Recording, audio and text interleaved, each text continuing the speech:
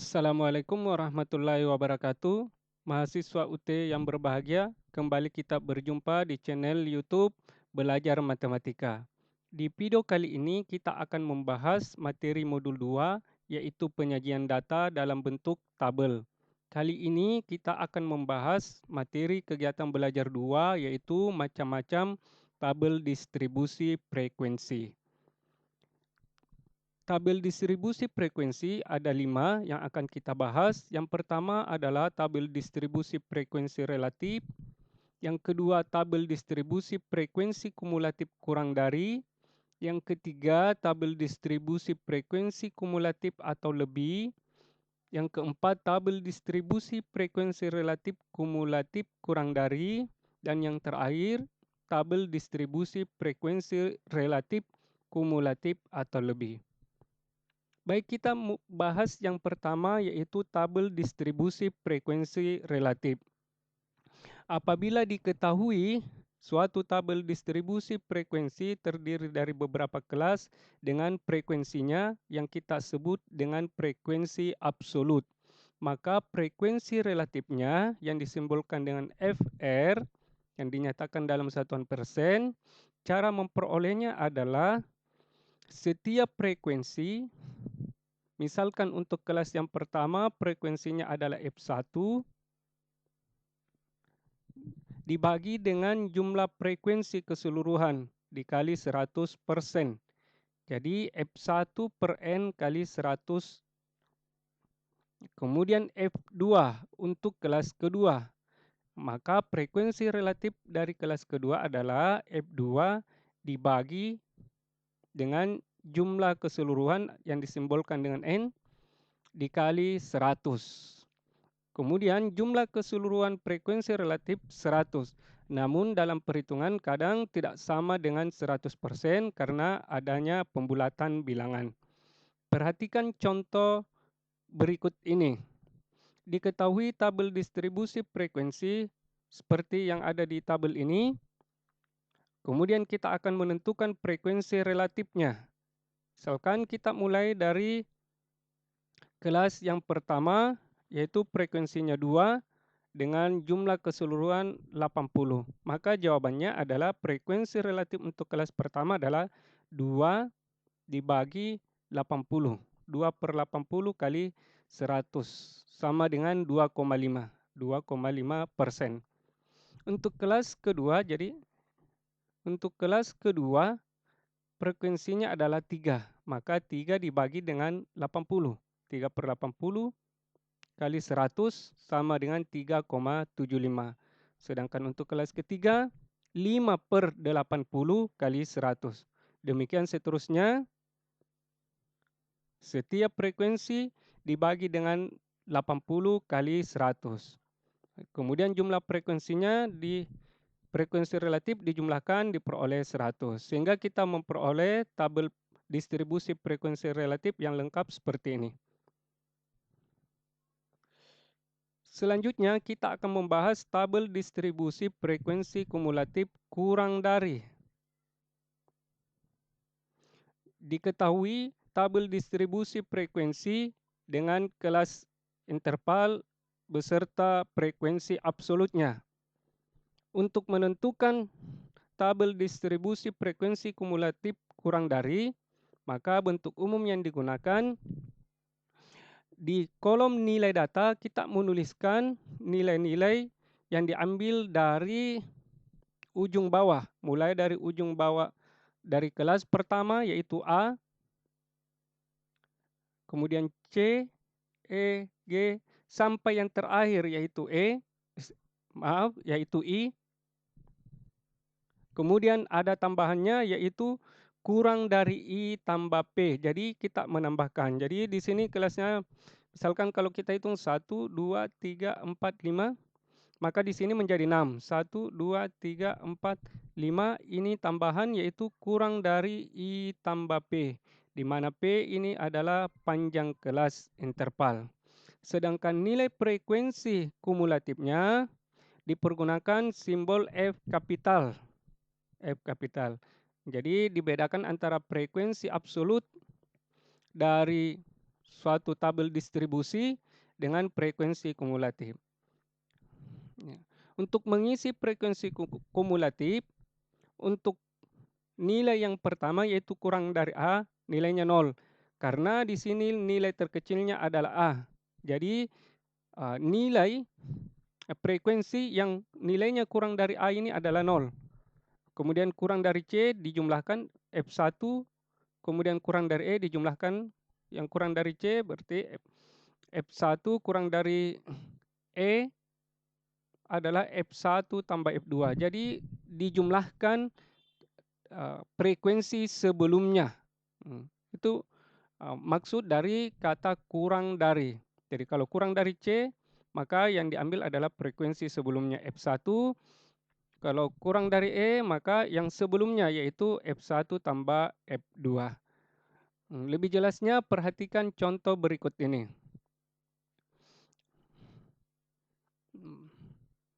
Panjang kelas dapat kita tentukan lebih dulu. Di sini panjang kelasnya bisa terlihat dari selisih dua ujung kelas berdekatan. Ini selisihnya 10. Jadi boleh mengambil dua kelas yang berdekatan. Boleh menggunakan selisih ujung bawah atau selisih ujung atas. Ini selisihnya 10. Nilai mengambilnya yang pertama adalah kurang dari 31.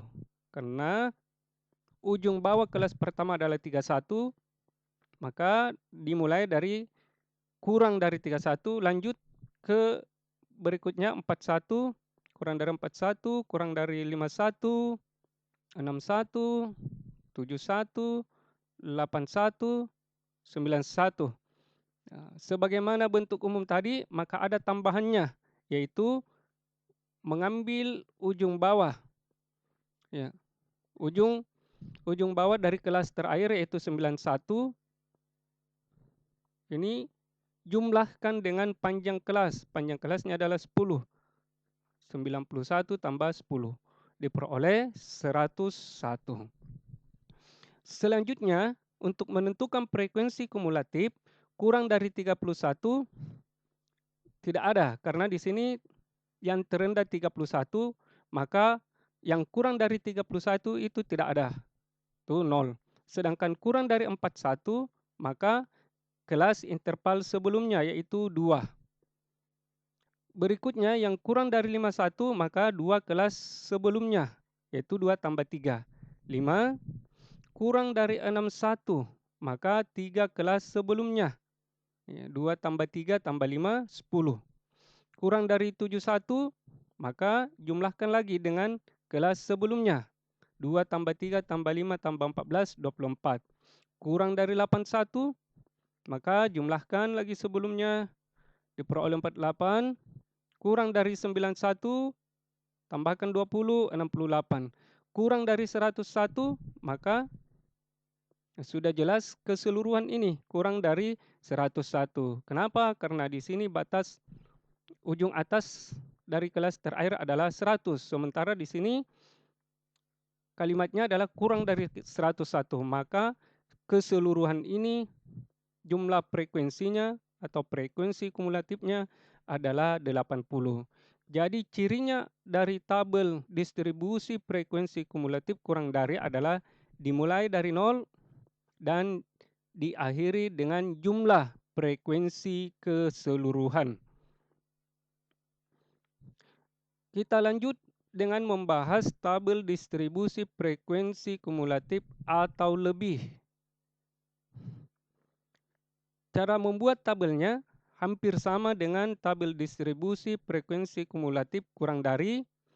Perbedaannya di sini kita menggunakan kata atau lebih, sedangkan nilai-nilai yang diambil tetap sama, yaitu mulai dari A atau ujung bawah kelas pertama, kemudian ujung bawah dari kelas terakhir. Jangan lupa tambahkan dengan panjang kelasnya. Sedangkan cara mengisinya dimulai dari bagian bawah. Untuk memudahkan perhitungannya, dimulai dari bawah, diisi 0 di sini. Kemudian F5 Kemudian jumlahkan lagi setelahnya, yaitu F5 tambah F4, berikutnya F3 tambah F4 tambah F5, dan seterusnya. Perhatikan contoh berikut ini. Panjang kelas 10 sama dengan yang sebelumnya. Maka kita mengambil mulai dari 31, terus ke 41, 51, 91. Ini sudah di ujung. Jangan lupa yang terakhir adalah 91 tambah panjang kelas, yaitu 10. Maka hasilnya 101. Jadi berakhir di 101 atau lebih. Berikutnya cara mengisi frekuensi kumulatifnya. Maka perhatikan kalimat ini, 101 atau lebih. Tabel distribusi frekuensi ini adalah ujung bawah, nilai terkecilnya adalah 31 dan tertingginya adalah 100. Jadi kalau kalimatnya di sini 101 atau lebih, tidak ada di sini nilai yang memenuhi, maka diisi 0. Ya. Di sini 101, sementara di sini tertingginya 100. Jadi diisi 0. Kemudian 91 atau lebih, maka yang dimaksud interval kelas yang terakhir, yaitu 12. Ya, karena ini 91 sampai 100, maka ini nilainya 91 atau lebih, sebanyak 12. 81 atau lebih, 81 atau lebih ini, maka yang dimaksud 2 kelas terakhir ini. Jadi 12 tambah 20, 32. Berikutnya 71 atau lebih. Ini 71 atau lebih. Ini 71 atau lebih, maka yang dimaksud 3 kelas ini. Hasilnya 56, 61 atau lebih, tambahkan lagi dengan 14. Hasilnya 70, 51 atau lebih, tambahkan dengan 5, 41 atau lebih, tambahkan dengan 3, dan 31 atau lebih. Ingat, 31 ini nilai ujung bawah kelas pertama. Jadi keseluruhan frekuensi ini adalah 31 atau lebih. Jadi cirinya juga bisa kita lihat di sini, bahwa ciri dari tabel distribusi frekuensi kumulatif atau lebih adalah paling bawah dari frekuensi kumulatifnya adalah 0. Kemudian di sini adalah 80. Jadi kebalikan dari tabel distribusi frekuensi kumulatif kurang dari. Ya, kurang dari. Kalau kurang dari tadi, di sini yang bernilai 0, dan di sini 80. Kita akan lanjut yang keempat, yaitu tabel distribusi frekuensi kumulatif kurang dari. Untuk menentukan tabel distribusi frekuensi kumulatif kurang dari, maka yang kita lakukan menggabungkan dua konsep tabel distribusi frekuensi relatif dan tabel distribusi frekuensi kumulatif. Jadi nilai-nilai yang diambil sama mulai dari A sampai yang terakhir, yaitu ujung bawah kelas terakhir ditambah dengan panjang kelas. Kemudian frekuensi relatifnya diperoleh dengan cara frekuensi kumulatifnya dibagi dengan N dikali 100. Perhatikan contoh ini. Maka kita buat 3 kolom. 2 kolom ini diperoleh dari tabel distribusi frekuensi kumulatif kurang dari. Jadi diperoleh dari tabel distribusi frekuensi kumulatif kurang dari. Ini sudah dibahas sebelumnya. Berikutnya tinggal menentukan frekuensi relatifnya. Maka cara menghitungnya, untuk yang pertama, karena 0 di sini sudah jelas persentase frekuensi relatifnya adalah 0. Tapi cara menghitungnya, 0 dibagi dengan jumlah frekuensi keseluruhan, yaitu 80. 0 per 80 kali 100. Di sini, untuk yang kedua, 2 per 80. Jadi disesuaikan angka yang ada di sini. Hasilnya 2,5. Berikutnya, ini 5 per 80 kali 100.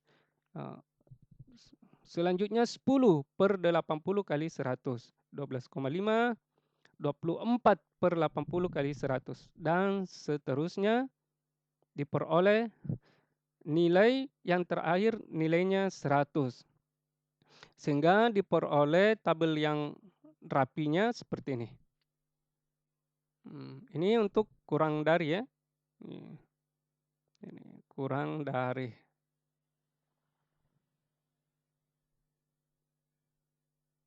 Oke.